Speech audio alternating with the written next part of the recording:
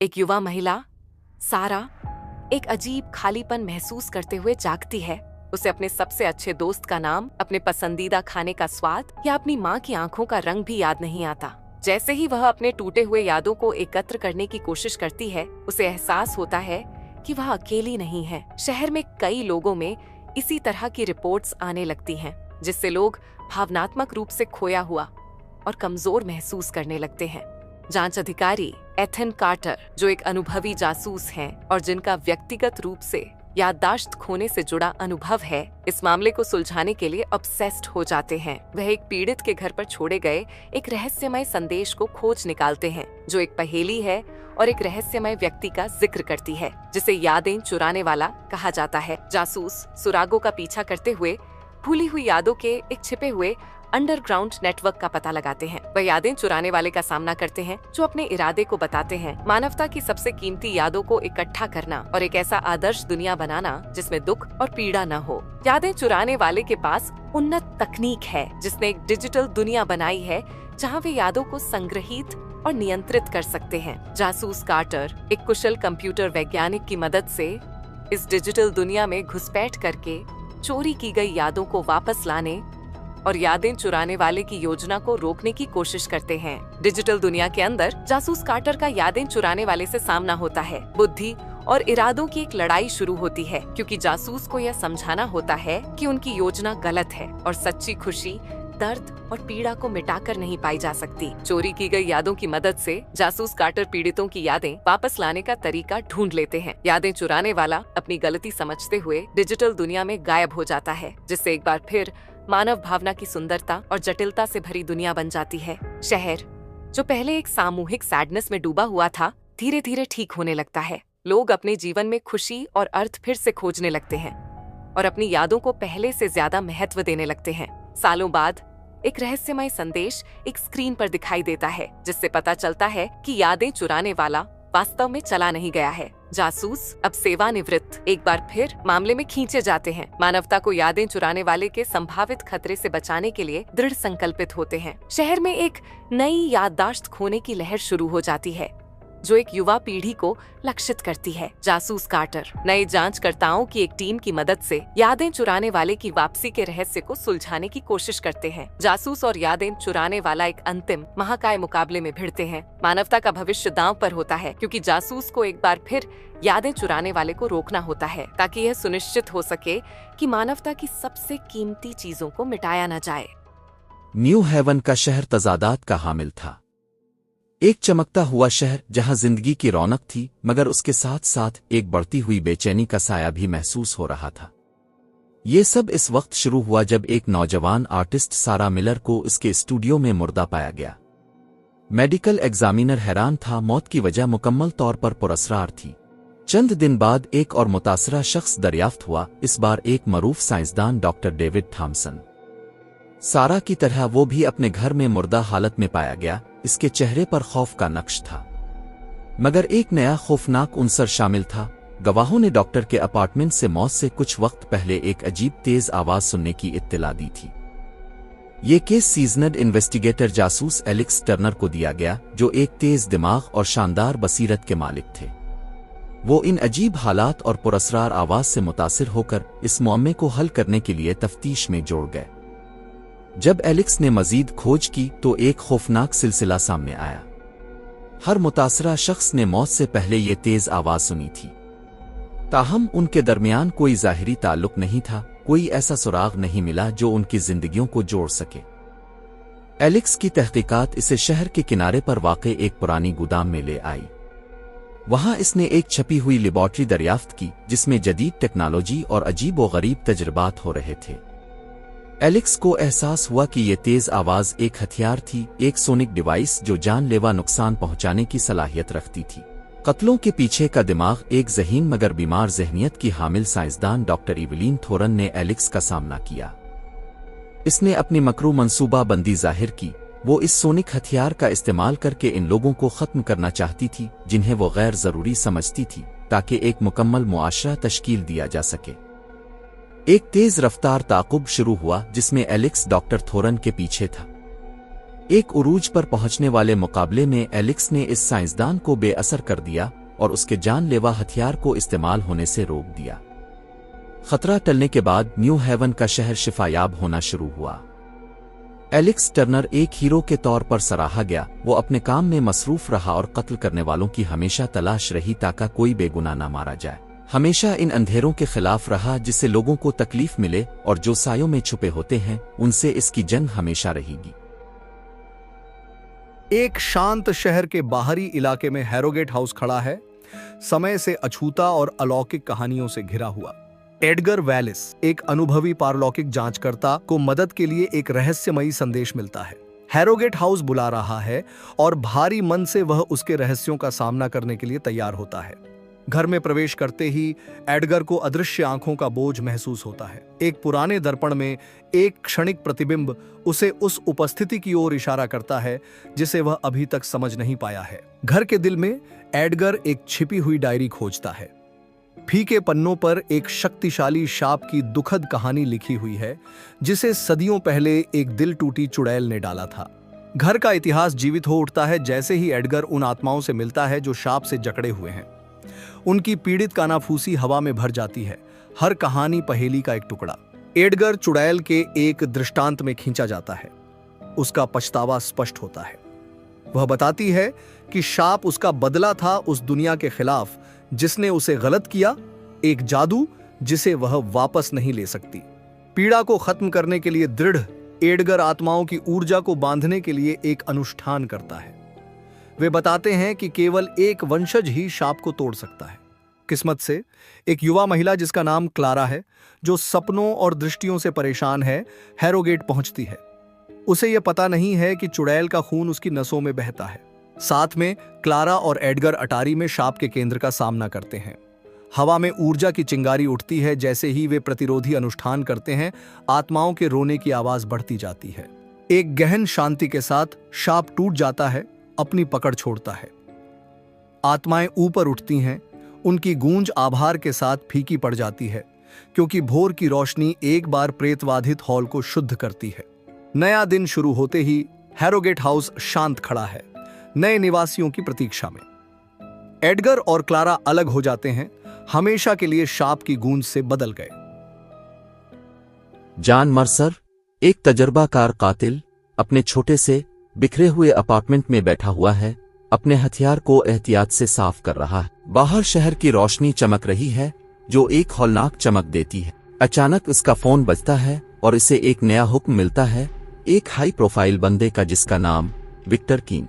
John एक तारीख दिल्ली से विक्टर कीन के हवेली का मुशाहिदा करता है। वो एहतियात से आगे बढ़ता है, सिक्योरिटी को नजरअंदाज करता है और हवेली में दाखिल होता है। वो विक्टर को इसके मुताले में पाता है और एक ही गोली से इसे हलाक कर देता है। अचानक सब कुछ तारीक हो जाता है। जॉन अपने अपार्टमेंट में जाग उठता है, बाहर वही शहर का मंजर। परेशान होकर वो अपना फोन चेक करता है और देखता है कि इसे विक्टर कीन के लिए वही हुक्म मिला है। वो इसे एक बुरा ख्वाब समझकर नजरअंदाज करता है और दोबारा हदफ को मारने की तैयारी करता है। जॉन दोबारा हवेली में दाखिल होता है, इस बार ज्यादा मोहतात रहते हुए। वो एक बार फिर विक्टर को मार देता है, मगर जब गोली लगती है वो फिर से बेहोश हो जाता है और अपने अपार्टमेंट में जाग उठता है। जॉन को एहसास होता है कि वो एक वक्त के लूप में फंस गया है। मायूस होकर वो मुख्तलिफ तरीके आजमा कर विक्टर को मारने की कोशिश करता है, मगर हर बार वो अपने अपार्टमेंट में बेदार होता है। वो नोटिस लेना शुरू करता है, किसी पैटर्न असुराख को तलाश करने की कोशिश करता है। दिन हफ्तों में बदल जाते हैं। जॉन हर बार के कत्ल के नफ्सियाती असरात की वजह से परेशान हो जाता है। जॉन मायूस होकर एक पुराने दोस्त, एक रिटायर्ड कातिल मार्कोस से राब्ता करता है। वो एक मध्यम रोशनी वाले बार में मिलते हैं। जॉन अपनी सूरत हाल की वजाहत करता है, मगर मार्कोस शक करता है। वो मशवरा देता है कि जॉन शायद दबाव की वजह से हिलोसिनेट कर रहा है। जॉन विक्टर कीन के पस मंजर की तहकीकात करने का फैसला करता है। इसे पता चलता है कि विक्टर एक खुफिया मंसूबे में शामिल था जो वक्त के हीरा फेरी से मुताल्लिक था। जॉन को एहसास होता है कि विक्टर को मारना काफी नहीं है, इसे मंसूबे को तबाह करना होगा।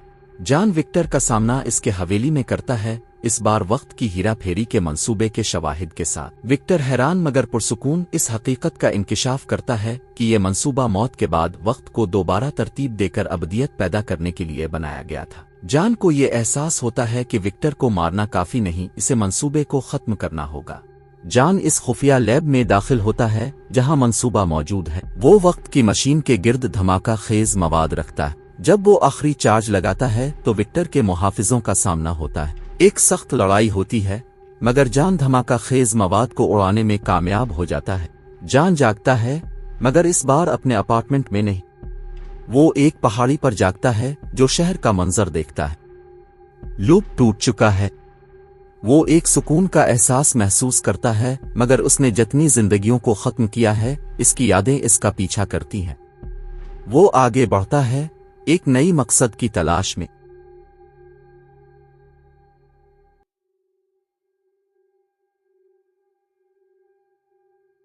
एक ऐसी दुनिया में जहां हकीकत को डिजिटल फैंटेसी से तक़वियत मिली हो, ओसिस प्राइम ताज़ा तरीन VR गेम है जिसने अपनी दिलकश तजर्बाती खुसूसियात और लामुतनाही इम्कानात के साथ लाखों लोगों को अपनी तरफ मुतवज्जे कर लिया है। लेकिन तफरी और फरारियत की सतह के नीचे एक खौफनाक उनसर उभरता है। खिलाड़ियों का एक गिरोह जो गेम के ओतारिज में छुपा हुआ है, एक खुफिया वर्चुअल कमरे में इकट्ठा होता है जहां वो हकीकी दुनिया में एक चोरी की मंसूबाबंदी कर रहे हैं। यहाँ दाखिल होता है टाइलर, एक नौजवान गेमिंग माहिर जो हादसाती तौर पर मुजरिमों के मंसूबे का पता लगा लेता है। इसकी महारत बेमिसाल है, लेकिन क्या वो वर्चुअल पर्दे के पीछे छपी खतरनाक हकीकत का सामना करने के लिए तैयार है? टाइलर सबूत जमा करने का फैसला करता है। वो उनकी गुफ्तगू रिकॉर्ड करता है, उनके मंसूबों के स्क्रीनशॉट्स लेता है और उनके ओतारिस का पीछा करता है, ये सब कुछ गेम के कोड के साए में रहते हुए बगैर देखे। जैसे जैसे वर्चुअल और हकीकी दुनिया के दरमियान फ़र्क धुंधला होने लगता है, टाइलर देखता है कि गिरोह निहायत बारीक बीनी से जुर्म का मंसूबा बना रहा है और गेम की आर्किटेक्चर को हकीकी दुनिया की लोकेशन की अक्कासी के लिए इस्तेमाल कर रहा है। एक इखलाकी कशमकश का सामना करते हुए टाइलर सोच में मुब्तला हो जाता है कि उसे क्या करना चाहिए। क्या वो हुकाम को आगाह करे और इस गेम को स्कैंडल में डुबो दे जिसे वो मोहब्बत करता है, या फिर मामला अपने हाथ में ले ले? गैरफालियत के बजाय अमल को चुनते हुए टाइलर और उसका बेहतरीन दोस्त सैम हकीकी दुनिया में मुजरिमों की नकल और हरकत का अंदाज़ा लगाने के लिए गेम से मिलने वाली मालूमात का इस्तेमाल करते हुए उनकी निगरानी शुरू कर देते हैं। ओसिस प्राइम में वापस टाइलर मास्टरमाइंड का सामना करता है और उसे एक वर्चुअल मुकाबले में चैलेंज करता है, जिससे गिरोह का ध्यान हकीकी दुनिया के मिशन से हट जाता है। मुजरिमों की तवज्जो हटते ही टाइलर का गुमनाम इशारा पुलिस को मौका फराहम करता है कि वो कार्रवाई करे। मुजरिमों को गिरफ्तार कर लिया जाता है और उनका वर्चुअल मंसूबा एक गेमर की बहादुरी से नाकाम हो जाता है। जैसे जैसे नाकाम जुर्म की खबर फैलती है, टाइलर एक बेमिसाल हीरो बन जाता है। ओसिस प्राइम के डेवलपर सिक्योरिटी बढ़ाने का अहद करते हैं और गेमिंग कम्युनिटी अपने वर्चुअल अमाल के हकीकी दुनिया पर असरात को समझने लगती है। जब मुजरिम कैद में और नए हिफाजती इक़दामात नाफिज हो जाते हैं, टाइलर दोबारा ओसिस प्राइम में लॉग इन करता है। गेम बदल चुका है और वो भी हकीकत और वर्चुअलिटी के मिलाप के इस मैदान में हमेशा के लिए चौकुन्ना हो चुका है।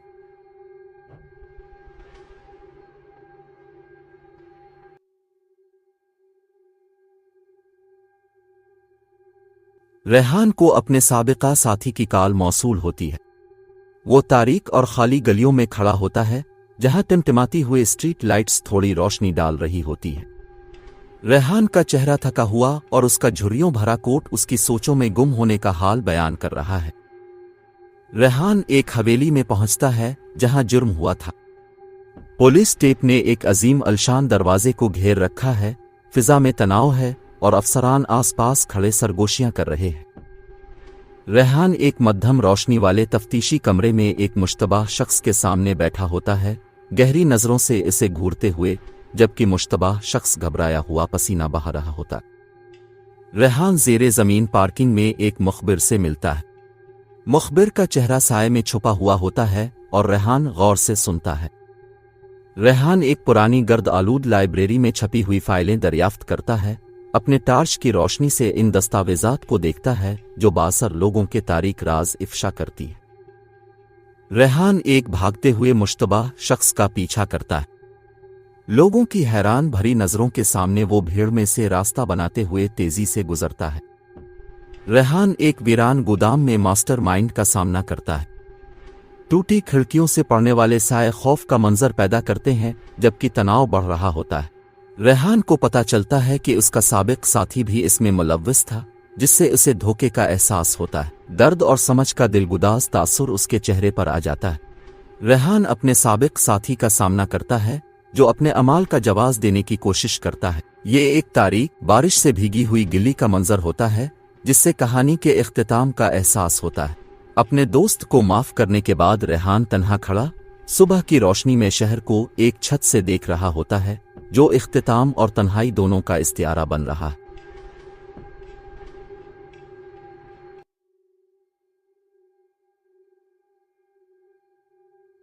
डिटेक्टिव एलेक्स थोरन हैरान था।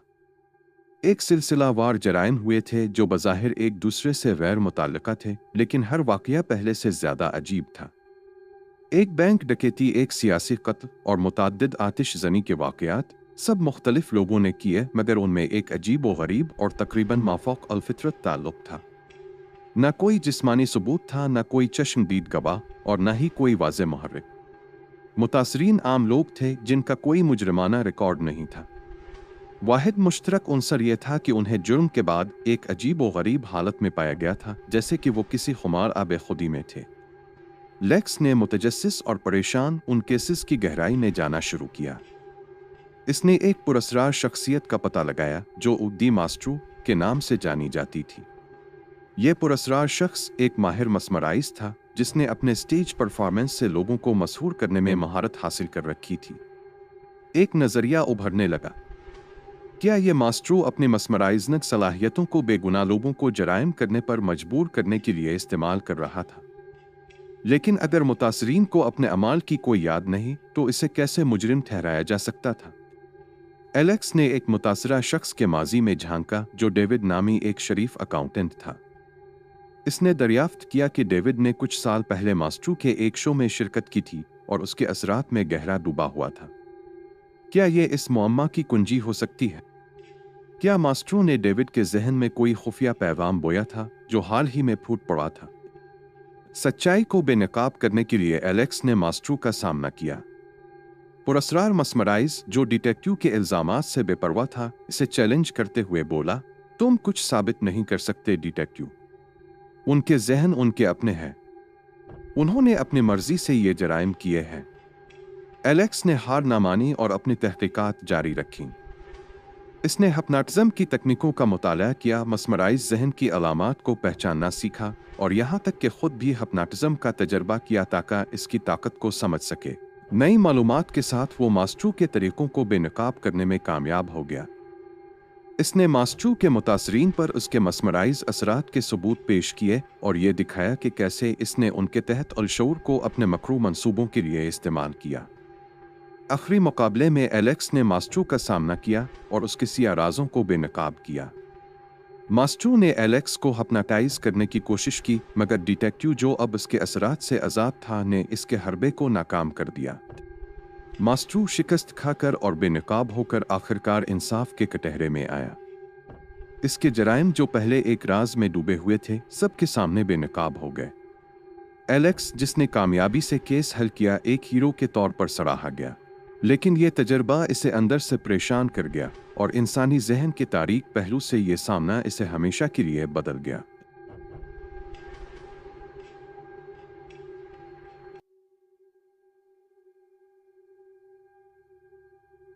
एक ग्रुप, जिसे गार्डियंस कहा जाता था, शिद्दत पसंद माहौलियाती कारकुनों पर मुश्तमिल था जो शदीद मायूसी का शिकार हो रहे थे। ज़मीन माहौलियाती तबाही के दहाने पर थी और रिवायती एहतिजाजी तरीक़े मज़ीद मुअस्सिर नहीं रहे थे। उनका मानना था कि ज़मीन को बचाने के लिए सख्त इक़दामात ज़रूरी हैं। उनका नया मंसूबा निहायत जरी और ख़तरनाक था। उन बड़ी कारपोरेशंस पर मरबूत हमले जो माहौलियाती नुकसान की ज़िम्मेदार थीं। उनका मकसद उनके कामों में खलल डालना और उन्हें अपनी पॉलिसियाँ बदलने पर मजबूर करना था। गार्डियंस का पहला हदफ एक बड़ी आयल कंपनी थी। उन्होंने साइबर हमला किया, कंपनी के निज़ाम को मफलूज कर दिया और बड़े पैमाने पर इंतशार पैदा कर दिया। आयल कंपनी पर साइबर हमले ने एक जंजीरी रद्द अमल पैदा किया। स्टॉक मार्केटें गिर गईं, मईशतें लड़खड़ा गईं और समाजी बेचैनी बढ़ गई। लोग अपनी रोज़ी रोटी और हिफाजत के लिए खौफजदा होकर अपने गुस्से का रुख माहौलियाती कारकुनों की तरफ करने लगे। गार्डियंस, जिन्हें पहले हीरो समझा जा रहा था, अब दहशतगर्द कहलाए जाने लगे। उनके वो इक़दामात जो ज़मीन की हिफाजत के लिए थे, गैर इरादी तौर पर वसी पैमाने पर तकालीफ का सबब बने। गार्डियंस अंदरूनी तौर पर टूट फूट का शिकार हो गए, ये देख कर के उनकी नेक नीति पर मबनी कार्रवाइयाँ कितनी तबाहकुन साबित हुई हैं। एक शदीद बहस छिड़ गई, जिसमें कुछ अराकीन ने मुतदिल तरीका इख्तियार करने पर जोर दिया, जबकि दूसरे अब भी सख्त इक़दामात को ज़रूरी समझते थे।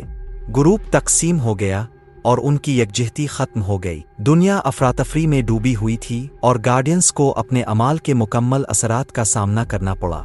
वो उन लोगों के चेहरे देख रहे थे जिन्हें उन्होंने नुकसान पहुंचाया था, उन जिंदगियां जो उन्होंने बर्बाद कर दी थीं। ये एक बार के नज़रियाती कारकुन अब अपनी गलतियों के असरात से परेशान थे। उन्होंने महसूस किया कि उनकी शिद्दत पसंदी ना सिर्फ ज़मीन को बचाने में नाकाम रही, बल्कि इसने बेपनाह तकालीफ भी पैदा की। गार्डियंस ने आजिज़ी के साथ अपनी नाकामी का एतराफ़ किया और एक नया रास्ता इख्तियार करने का फ़ैसला किया। उन्होंने शिद्दत पसंद इक़दामात को तर्क करके तालीम और आगाही पर तवज्जो मरकूज़ की। उन्होंने वर्कशॉप्स, सेमिनार्स और कम्युनिटी प्रोग्राम्स का एहतमाम किया ताकि लोगों को पायदार जिंदगी के इंतखाब की तरफ राग़िब किया जा सके। उन्होंने साइंसदानों, पॉलिसी मेकर्स और कारोबारी इदारों के साथ शिराकत दारी भी की ताकि माहौलियाती मसाइल के लिए जदीद हल तैयार किए जा सके। मिलकर काम करते हुए उन्होंने उम्मीद की कि वो एक ऐसा मुस्तकबिल तश्कील देंगे जो पायदार हो और तबाहकुन इक़दामात की ज़रूरत ना हो।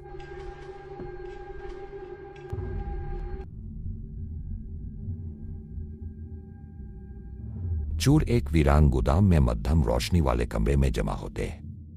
वो डकैती के मंसूबे की तफसीलात पर एहतियात से गौर करते हैं। बैंक का सिक्योरिटी सिस्टम, तिजोरी की जगह फरार का रास्ता। मंसूबा तैयार है लेकिन तनाव बहुत ज्यादा है। हर एक के ज़ाती मुफादात हैं और उनमें से एक न खुफिया तौर पर दूसरों को धोखा देने की मंसूबाबंदी कर रहा है। डकैती की रात आती है। गिरोह सुबह के इब्तिदाई घंटों में बैंक पर धावा बोलता है, मास्क पहने और हथियारों से लैस। सब कुछ मंसूबे के मुताबिक चल रहा है, यहाँ तक कि न खुफिया तौर पर पुलिस को इशारा देता है। करीब आती हुई सायरन की आवाज़ सुनाई देती है, जिससे अफरा-तफरी मच जाती है। डकैती नाकाम होने लगती है और नक अपनी असल नीयत जाहिर करता है। वो एक खुफिया फ़ोन कॉल के जरिए पुलिस को गिरोह की शनाख्त बता देता है। गिरोह के लीडर मार्क नक के गैर मामूली रवैये से कुछ गड़बड़ महसूस करता है। लड़ाई शुरू हो जाती है और मार्क अपनी दिफा में नक को गोली मार देता है। नक के मरने और पुलिस के करीब पहुंचने के साथ बाकी चोर फरार होने की कोशिश करते हैं। वो तिजोरी की तरफ दौड़ते हैं, लेकिन ये देखकर हैरान रह जाते हैं कि रकम पहले ही किसी मुखबिर की इत्तला पर वहां से हटा दी गई है। अब उनके पास डकैती के बदले कुछ नहीं बचा और उन्हें अपनी जान बचाने के लिए रास्ता बनाना पड़ता है। बाकी चोर अब मायूस होकर बैंक के पीछे गिल्ली में पुलिस के घेरे में आ जाते हैं। एक खतरनाक मुकाबला होता है क्योंकि वो पिछले दरवाजे से भागने की कोशिश करते हैं, लेकिन पुलिस उन्हें चारों तरफ से घेर लेती है। गिरोह को अपने फरार की बेसुधी का एहसास होता है और लीडर मार्क नागुज़ीर के लिए तैयार हो जाता है। आखिरी लम्हों में मार्क को गिरफ्तार करके पुलिस ले जाती है। इसका गिरोह तो मर चुका होता है या गिरफ्तार हो चुका होता है। चराई हुई रकम कभी बरामद नहीं होती। जब मार्क को पुलिस की गाड़ी में ले जाया जाता है, वो धोखाधड़ी और अपने मुजरिमाना जिंदगी के सवाल पर गौर करता है।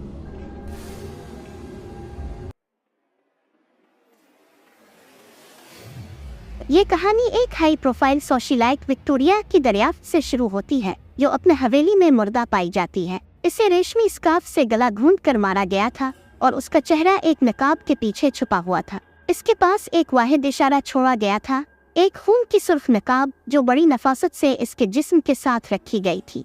तफ्तीशकार सारा जाए वक़ूआ पर पहुंचती है और तहकीकात का आगाज करती है। वो एक अजीब पैटर्न नोट करती है। हर मुतासरा शख्स एक अमीर फर्द है जिनका ताल्लुक एक मुतनाज़ा आर्ट गैलरी से है। तमाम मुतासरीन सोशलाइट्स हैं और उन्होंने एक जैसे हाई सोसाइटी इवेंट्स में शिरकत की थी। सारा को एक ताल्लुक का शुबा होने लगता है। जैसे जैसे सारा गहराई में खोदती है, कातिल दोबारा वार करता है। दूसरा मुतासरा हेनरी, एक मशहूर बिजनेसमैन, अपने पेंट हाउस अपार्टमेंट में मुर्दा पाया जाता है। इसे भी रेशमी स्कार्फ से गला घूंट कर मारा गया था। इसके जिस्म के साथ एक सियाह नकाब रखी गई थी। पैटर्न वाज़ेह हो चुका था, लेकिन कातिल का मकसद अभी तक मालूम नहीं हो सका।